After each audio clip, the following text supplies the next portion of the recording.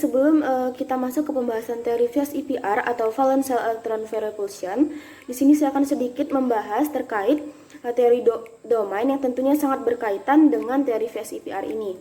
Nah, jadi teori domain itu merujuk pada konsep bahwa pasangan elektron di sekitar atom pusat suatu molekul itu akan menempati domain tertentu, baik domain ikatan maupun non-ikatan atau pasangan elektron bebas. Nah, domain-domain tersebut itu dapat dianggap sebagai wilayah di mana elektron-elektron itu saling tolak-menolak karena muatan negatifnya. Sebagai contoh yaitu molekul NH3, di mana N itu sebagai atom pusatnya yang mengikat 3 atom hidrogen dengan jumlah PeB-nya atau pasangan elektron bebasnya itu 1 dan PeI atau pasangan elektron ikatannya yaitu 3. Jadi jumlah domainnya itu 4 dengan 3 domain itu berasal dari pasangan elektron ikatan dan 1 domain pasangan elektron bebas. Nah, berdasarkan konsep tersebut, teori VSEPR atau Valence Shell Electron Repulsion itu muncul untuk menjelaskan bahwa bagaimana domain-domain tersebut akan mengatur diri mereka di sekitar atom pusat. Jadi, domain elektron itu akan saling tolak-menolak dan mencoba menempati posisi yang sejauh mungkin satu sama lain. Hal tersebut untuk meminimalkan tolakan antar elektron. Nah, kemudian untuk menentukan bentuk geometris molekul itu sangat bergantung pada jumlah dan jenis domain yang mengelilingi atom pusat seperti yang sudah saya contohkan sebelumnya dalam perhitungan jumlah domain dan penentuan jenis domainnya tadi. Ada 2 jenis pasangan elektron yang digunakan dalam VSEPR, yaitu pasangan elektron ikatan atau PeI dan pasangan elektron bebas atau PeB. Pasangan elektron ikatan merupakan pasangan elektron yang digunakan bersama dalam ikatan kimia. Sementara itu, pasangan elektron bebas merupakan pasangan elektron yang tidak digunakan bersama dalam ikatan kimia. Untuk memahami PeI dan PeB, perhatikan molekul NH3. Dapat dilihat bahwa pada molekul NH3 terdapat elektron antara atomnya, itulah yang disebut PeI. Sedangkan elektron yang ada di bagian atas atom N yang tidak dibagikan antar atomnya, itulah yang disebut PeB. Jadi, pasangan elektron bebas tidak terjadi di antara atom. Salah satu alasannya adalah geometri molekul. Mari kita lihat geometri molekul NH3. Mari kita anggap lingkaran abu-abu ini sebagai nitrogen.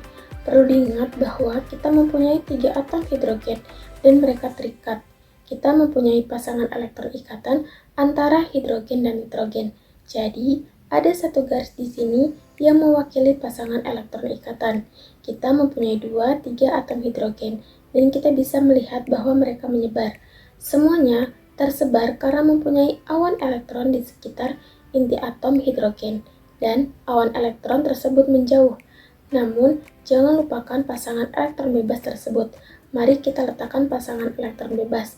Dan ketika kita melakukannya, kita dapat lihat bahwa pasangan elektron bebas itu mendorongnya ke bawah. Dan karena itu bentuknya berubah. Jadi, pasangan elektron bebas menempati ruang dan mempengaruhi geometri molekul. Kelas selanjutnya yaitu notasi FVSPR.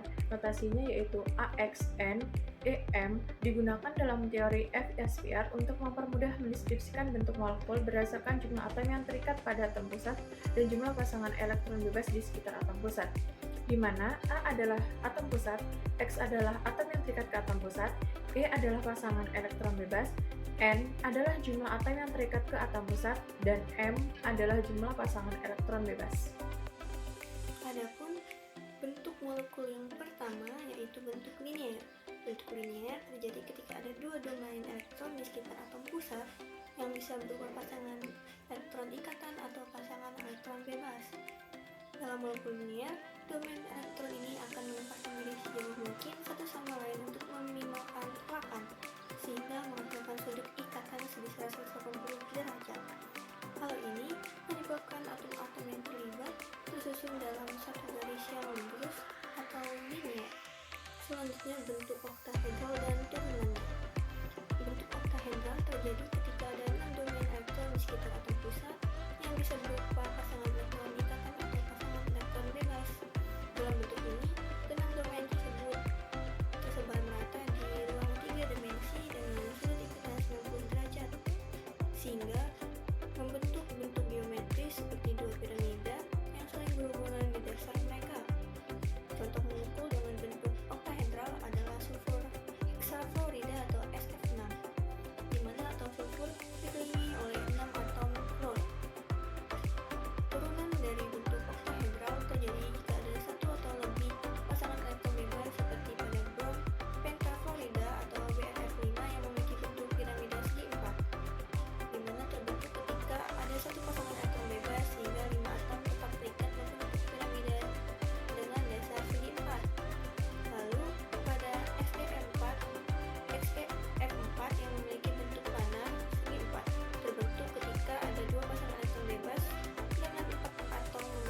yang segi empat yang datar. Nah, selanjutnya yaitu bentuk trigonal bipiramidal. Bentuk trigonal bipiramidal dihasilkan dari 5 pasang elektron. PCl5 adalah contohnya. PCl5 membentuk sudut 120 derajat dan 90 derajat.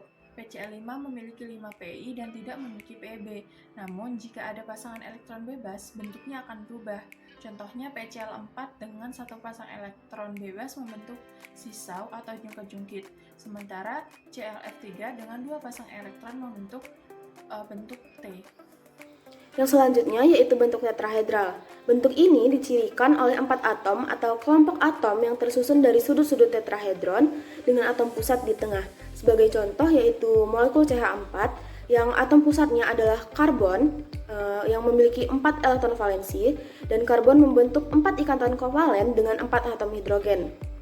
Nah, karena CH4 itu hanya memiliki pasangan ikatan tanpa adanya pasangan elektron bebas, maka posisi atom-atom hidrogen akan membentuk simetri yang ideal untuk meminimalkan tolakan. Bentuk ini disebut tetrahedral, di mana atom hidrogen itu terletak pada keempat sudut sebuah tetrahedron imajiner, dengan atom karbon berada di pusatnya.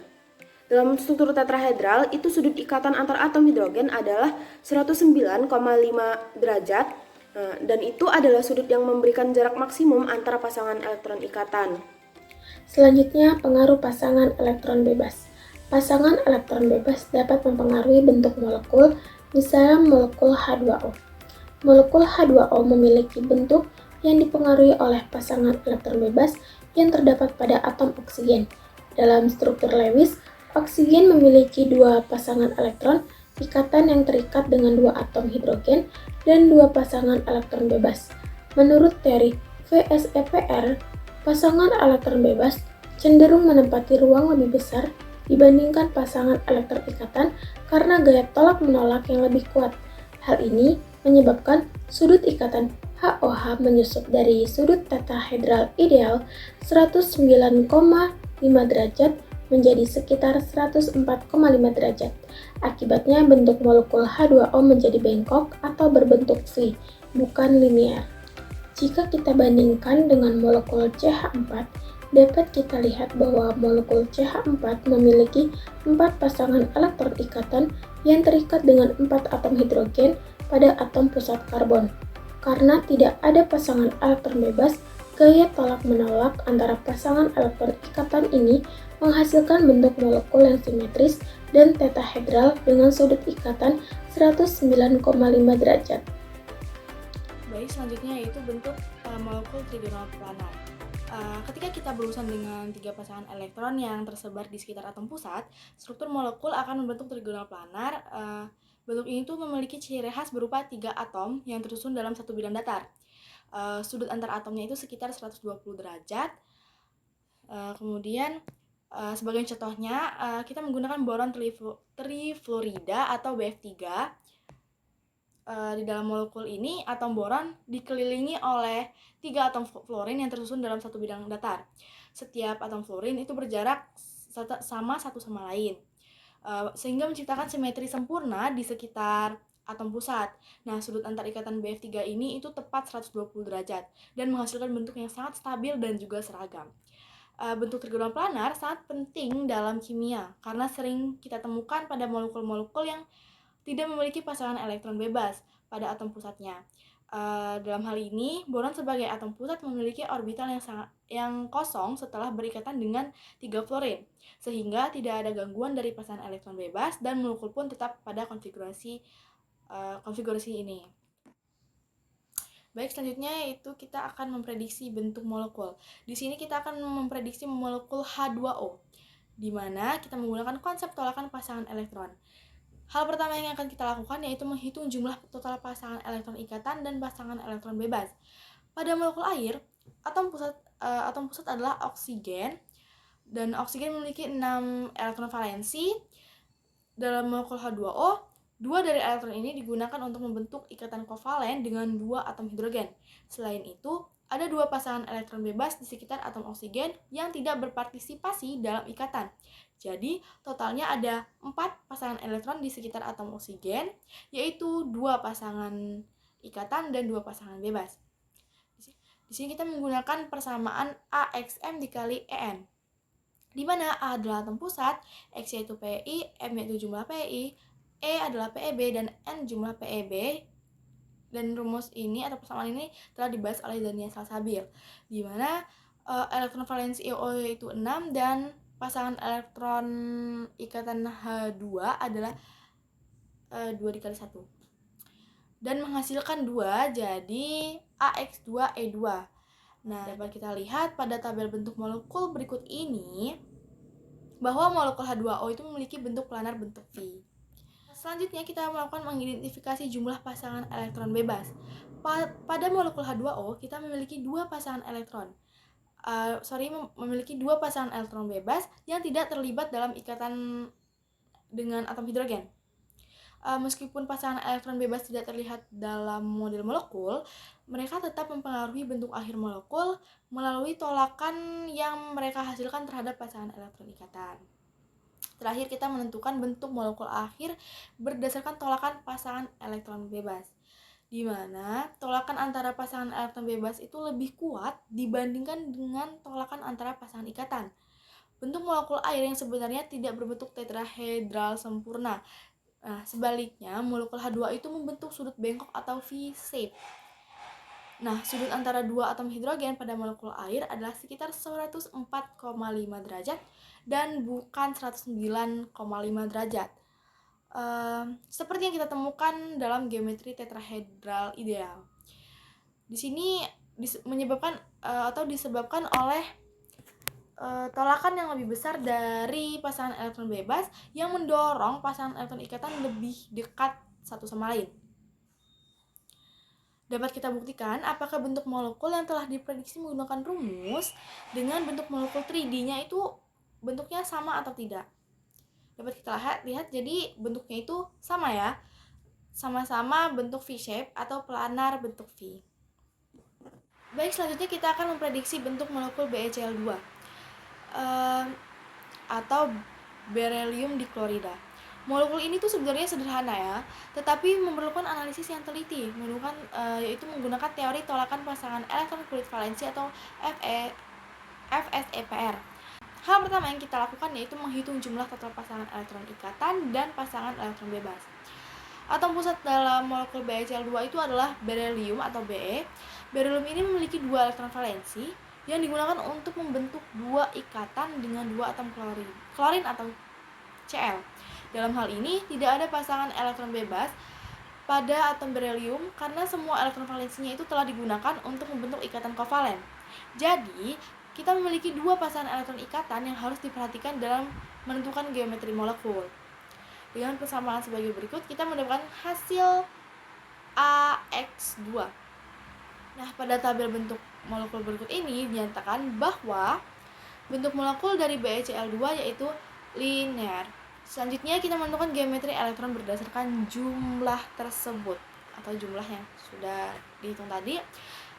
Dengan hanya dua pasangan elektron ikatan dan tanpa pasangan elektron bebas di sekitar atom pusat atau berelium, molekul akan mengatur pasangan elektron tersebut secara linear untuk meminimalkan tolakan.